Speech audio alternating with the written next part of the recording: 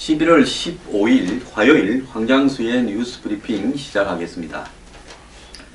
자, 요즘 제가 이 최순실과 박근혜 대통령의 문제를 철저하게 짚어야 된다고 말하니까 불편한 사람이 많으신 모양인데요.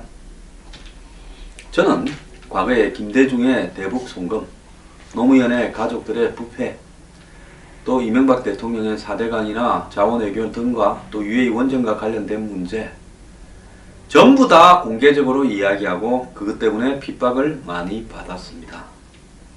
자, 제가 박근혜 대통령의 이 문제를 이야기하는 부분, 지금 터져 있으니까 이 문제를 좀 많이 이야기를 하죠. 황장수 갈아탔다? 웃기는 말씀 하지 마십시오. 제가 황장수 한자리를 하려고 그런다? 제가 새누리당 해체라니까 황장수 해체하면 또 거기 기어 들어가려고 그런다? 사람 그것밖에 안 봅니까? 정치하면 당 만들어서 한다고 하지 않았습니까? 자, 최순실 박근혜 게이트의 본질은요, 한국의 재벌과 관련되는 부패 네트워크의 완성입니다. 실제 지금 재단과 정보 유출 가지고 이야기하는 것은 빙산의 일각입니다. 제가 가져왔던 한결같은 제 가치 기준에서 이 문제를 제가 이야기하는 게 잘못된 겁니까? 비박이나 친박이 탄핵 절차를 밟아야 된다고 하는 것은 합리적이고, 황장수가 이제는 탄핵 절차를 밟아서 해결할 수밖에 없다고 하는 부분은 그게 불편합니까? 이게 말이 됩니까? 그래도요, 저는 법치에 따라서 이 문제를 해결하지 촛불 때문에 해결되어서는 안 된다고 이야기하는 사람 중에 한 명입니다. 제가 말하다가 언론이 100만 촛불 썼으니까 100만 촛불 했다고 니 새 봤냐 어쩌냐.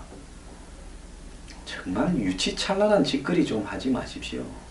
제가 3인방 때요, 그 찌라시 이야기했다고 종편 십상시로 정말 매도를 당했는데, 지금도 또 머리가 굳어서 화석이 된 양반들이 황장수가 또 배신한다. 아니, 배신이라는 건 뭐 덕을 보고 도는 게 배신이죠. 처음부터 나는 이 자리에 있었고, 저는 박 대통령이 저를 배신했다고 생각합니다. 추미애 민주당 대표가 갑자기 오늘 오후 3시 박 대통령을 만나기로 돼 있다가 일정도 채 잡히기 전인 어제 오후에 당내 의총에서 많은 의원들이 비판을 하니까 14시간 만에, 그러니까 그저께 저녁에 이야기했다가 14시간 만에 없던 일로 해버렸습니다. 그럼 애초에 왜 추미애 대표는 박근혜 대통령과 단판을 지으려고 했을까요? 자, 그런 부분들이 저는 이렇게 처음에는 해석을 했습니다.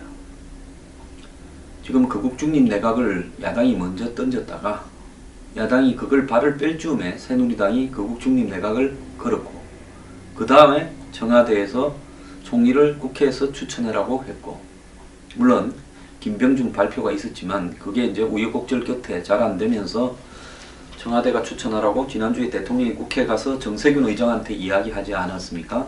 2주 동안 내내 박근혜 대통령의 이 지금 최순실 사태 수습을 위한 방법론에 있어서 거국중립 내각이라는 야당의 주장, 즉 국회 추천 총리를 받고 대통령은 탈당을 하고, 그 다음에 총리에게 외치 내치 다 주고 대통령은 이선으로 후퇴해라, 이런 거고, 박근혜 대통령은 책임 총리제에 버금가는 사실상의 정치적으로는 거국 내각을 운영하고 법률적으로는 방법이 없어서 대통령이 그대로 최소한의 역할은 하겠다. 즉 외치나 이런 것들은 하고 내 밑에서 국내 일은 좀 맡도록 하겠다. 그러니까 박 대통령이 다 내놓을 생각이 없다라는 거고, 야당은 임기는 보장해 줄 거니까 다 내놔라, 이 차이입니다. 거국 중립 내각 총리하고 박 대통령이 이야기하는 총리가 내각을 통할한다라는 문제의 차이는 요 차이입니다. 그런데 문재인 전 대표 측은 박 대통령이 빨리 퇴진이나 하야 하면 2달 안에 총선거를 치르니까 가장 유리하다.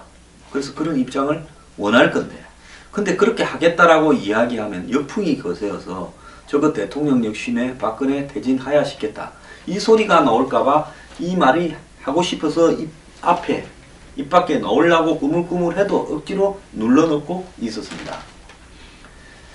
자, 그런 상황에서 또 어떤 일이 벌어졌냐. 자, 그런 상황에서 이 안철수 전 대표가 퇴진을 강하게 주장하고 박원순도 강하게 주장하고 이재명도 강하게 주장했습니다.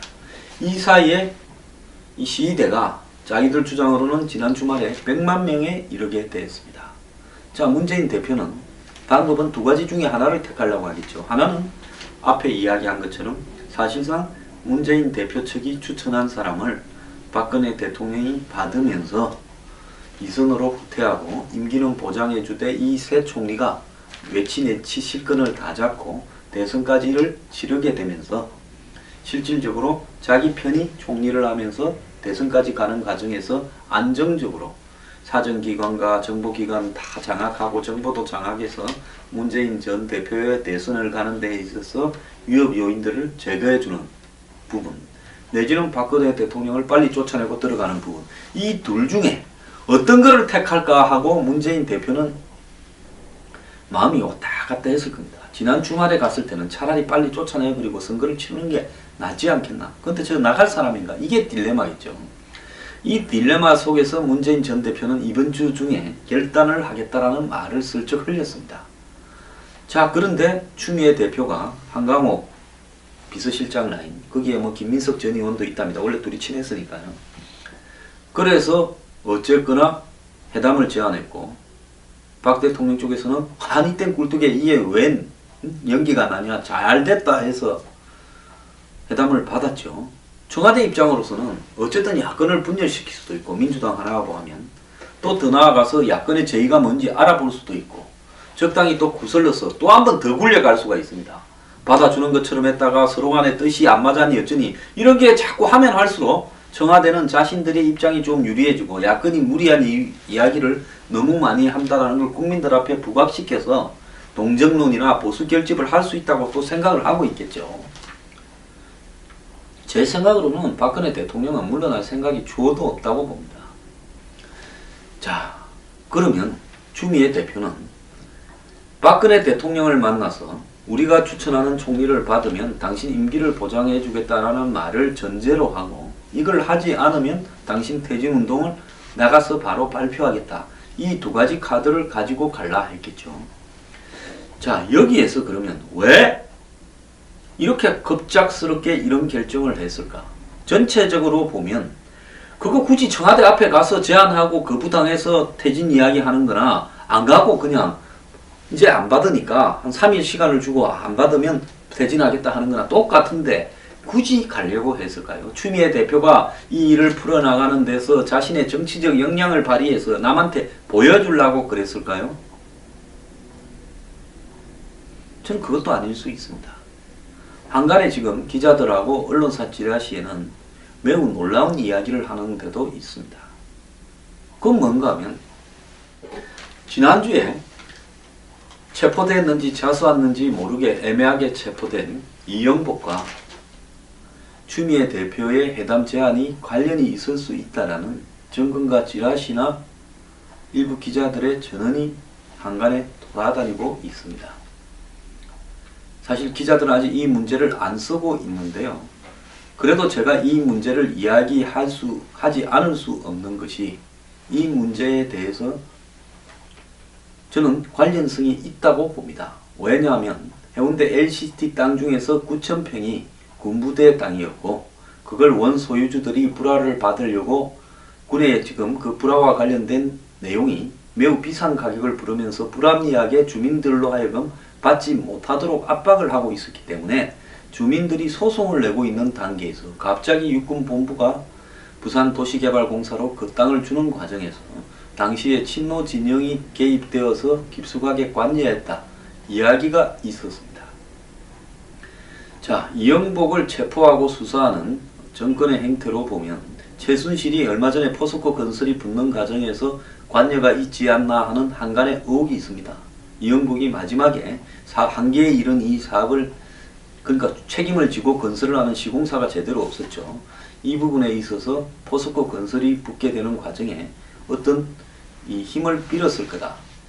하지만 이 부분은 톤 다운 시키고, 저 문재인 친문 진영에서, 친노 진영에서 2007년에 집권을 할 때 이 땅이 그렇게 결국 부산도시개발공사를 통해서 처음부터 애정이 되어가지고 이영복에게 건너가게 되었다.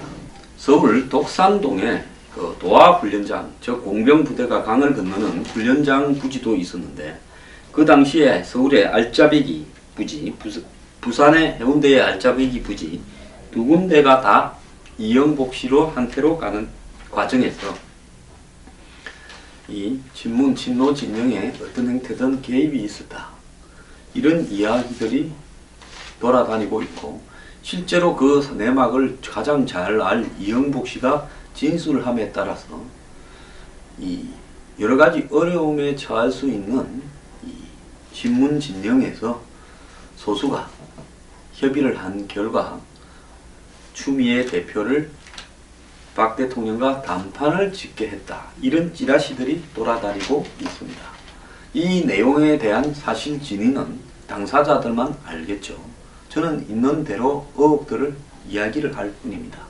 근데 다수의 친노를 포함해서 상당한 수의 의원들은 이 내막을 알지 못하기 때문에 갑자기 웬 날벼락 같은 정상회담 제안이냐, 해봤자 뻔한데 박 대통령은 물러나지 않을 거고 또 자기 주장을 하고 우리는 이 주장을 할 건데, 그것도 다른 야당들하고 같이 하는 것도 아니고 불쑥 우리만 가서 만나가지고 그래가 깨졌다고 퇴진운동 하겠다고 하나, 아예 안 만나고 하나 똑같은 건데 왜 이걸 갖다가 불쑥 던졌냐. 그래서 이 부분에 있어서 결국 추미애의 어떤 판단력 미스 아니냐, 자 야당이 오만하다, 뭐 별의별 이야기들이 다 나오고 있습니다. 결과론적으로 봤을 때요, 내부에 벌어진 여러 가지 이야기들을 말을 못하니까 이렇게 진행이 됐던 거고, 여기에는 무슨 김종인 전 대표를 이 거국중립 내각 총리를 시켜주면 뭐 이렇게 제안을 하려 했다. 그래서 김종인 전 대표가 중국으로 뭐 건너가려고 하다가 일이 있어서 가려고 하다가 이 이야기를 듣고 안 갔다. 웃기는 소리 하지 마십시오. 김종인 전 대표는 제가 얼마 전에 봤는데 전혀 다른 그림을 그리고 있었습니다. 그렇기 때문에 결국 그건 김종인 전 대표를 끌어들여서 덮어 씌웠던 부분이고, 그거하고는 또 아무 관계가 없습니다. 결국 말 못할 진노 진영의 어떤 사정 때문에, 문재인 대표 주변의 어떤 사정 때문에 추미애 대표가 박근혜 대통령을 만나서 전국을 단판 지으려고 한번 카드를 쓰려고 그러다가 내부 반발이 너무 심하게 나고 또 그런 어떤 과정에서 설명할 수 없는 사정도 있고 하니까 취소됐다. 청와대는 어쨌거나 가장 큰 자신에 대한 공격수인 이 친노 민주당을 갖다가 혼란스럽게 만들고 야당에 또 비판이 돌아가게 한 부분에서는요, 작전상 성공을 했다고 생각을 하고 있을 겁니다. 이것이 이 혼란스러운 추미애 대표의 회담 제의의 배경이 아닌가, 이렇게 생각합니다.